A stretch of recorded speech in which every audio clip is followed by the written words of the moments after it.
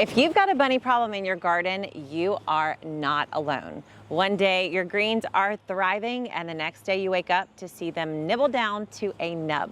Well, before you rage quit your garden, I'm going to show you how to keep bunnies out of your garden the smart way by understanding how they think, what they're looking for, and how to make your garden way less appealing. And don't worry, we're not talking about harming bunnies in any way here. We're just going to outsmart them. Let's start with why bunnies show up in your garden in the first place. As development and housing spreads to more and more wild places, bunnies are losing their habitat. They've got less places to take up shelter, to raise their young, and to find food. So it's natural that they would come to your garden because they can find food here, they can raise their young, and there's a good chance that there's no predators anywhere around. So you gotta understand three crazy things about rabbits. Number one, they reproduce really fast. So one mama bunny can have up to 6 litters a year, and each litter is gonna have 4 to 6 bunnies in it. We're talking 24 new baby bunnies per mama bunny every single season. Now, these mama bunnies, they are looking for soft soil that they can dig into and make a nice little shallow nest, even in plain sight.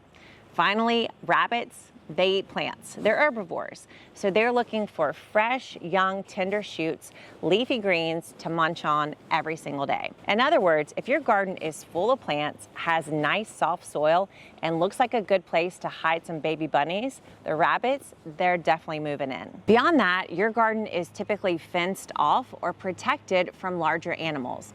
In other words, your garden is a bunny safe haven. When most people feel the threat of bunnies coming into their garden, their instinct is to build a physical barrier, a fence, a row cover, a cloche, some kind of physical thing that can go between the rabbit and the garden. And while this is a good solution, it's not the best one. Let me tell you the better way. It's to think about predators. So bunnies, they are a prey animal. They literally survive by avoiding all the other creatures that want to eat them up. Their predators are things like foxes, coyotes, cats and dogs, snakes, and owls. So what you want to do is think like the predator, because if you can think like the predator, you can start to outsmart the bunnies that want to eat from your garden. Now, the first and best way to bring the predator idea to your garden is to actually create habitat for them. This is the concept I call the living fence. I have a whole video all about how to create a living fence. You can watch that after you're done with this video. So a living fence is made of native plants and pollinator-friendly plants, and it surrounds the perimeter of your vegetable garden. In other words, it is a habitat for all kinds of creatures and critters, especially those that might prey on rabbits. Now, are you gonna have coyotes and foxes and owls just because you have a native plant space around your garden? Probably not.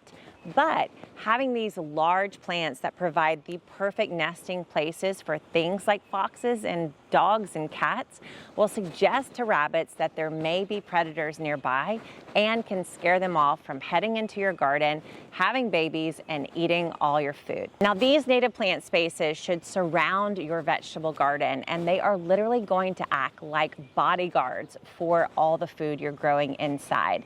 They're going to bring in hawks and owls and snakes, and they are going to do a great job of scaring off the bunnies.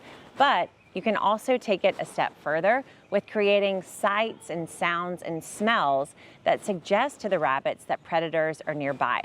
I first learned this trick when I was having raccoons in my garden, and I went to a local garden center and I was like, help! Raccoons are eating all my food. And this lady said, well, all you need to do is get some coyote urine. And I was like, 2 questions. How did you get that? And what does coyote urine have to do with the raccoons in my garden? She quickly explained to me that coyotes were the predators for raccoons. And so if raccoons smelled the urine around my garden, they would be less likely to come and prey on my tomatoes because they'd be afraid that they'd turn into prey before they got to eat their dinner. She never did tell me how they got that urine out of the coyote, but that's for another day. So same idea applies for your garden. You want to have smells of predators around your garden space. I love having my dogs come in and around my garden as often as possible, and I definitely don't mind if they lift a leg or two while they're at it. You can do all kinds of things to bring in the smells of predator animals. Beyond smells, you can add sights. So you can put all kinds of decoys around your garden. Now you will need to be more mindful of these and move them around your garden space. Things like owls and plastic snakes. One of my favorite Mississippi farmers I met when I first started my garden, as I took a tour of his garden, he had little rubber snakes everywhere in his garden. I was so confused, and he said it was a big part of his pest control system. Just having all these snakes that he regularly moved throughout the garden to new places. So you want to have sights, even just scarecrows or things that move or shift in the wind can be just enough to give the rabbit the idea that something big is lurking and they need to watch out and stay out of your garden. You've got the smells, you've got the sights, and then you can also have sounds. So now there's all kinds of decoys you can buy that will produce sounds under the ground and above the ground. You can get lasers, and you can get all kinds of little sounds and beeps that will happen as soon as there's activity in your garden. Again, these sounds suggest to the rabbit that predators are on their way, and they should be on their way too. Now, if you want to really supercharge your bunny-proof garden, then you would do a combo of both of these things. So build a native plant and pollinator-friendly area around your vegetable garden space, and then add in the decoys, the sights, the smells, and the sounds, so that rabbits know that predators are for sure lurking right around all those plants they're dying to eat and nest in. Now, I don't know if you noticed, but no bunnies were harmed in the making of this video. And if you like the idea of not harming wildlife, but also keeping your garden alive, then I want to teach you my organic pest control system. I'll put a link to that right below this video. Now, I touched on the idea of putting in protective covers around your garden as a way to keep out rabbits. Things like fences and covers and cloches. If you want me to go deeper into one of those subjects, please put it in the comments below and I'll make a video all about it. In the meantime, you got to know that you can have rabbits living around your house and also have a thriving garden. The magic starts when you start thinking like a rabbit and start welcoming predators into your space. When you start seeing pest control in this way, it completely changes the game.